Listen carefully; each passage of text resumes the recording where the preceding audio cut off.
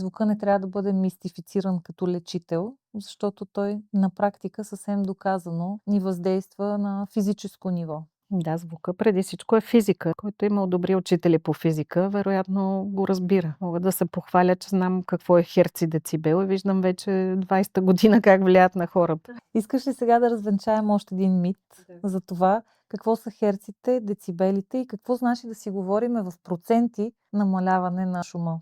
Много често ние получаваме такива въпроси и ни е много трудно да отговаряме, защото действително има един такъв мит. Колко процента ще намалите звука в стаята ми? И ние като кажем 200% и отсреща стоят 6 децибела и хората не могат да разберат как може 6 децибела да са 200% намаление.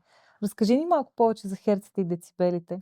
Първо звука е едно трептене на материята. Нали? Аз ако удара дивана или барабана, почва молекулите да се движат като едни точици и започват да се свързват. Всяка честота е определена вълна. Тоест това са вълни в секунди. 20 херца са 20 вълни в секундата. 200 херца са 200 вълни. На български става малко объркване от височина, което е волюма, нали, да увелича силата на звука, но децибел е силата, с която влиза звуковата вълна в ухото ни. Различна е силата като шепне, различна е силата на кучето, което лае, различна е силата и звуковата вълна на един самолет.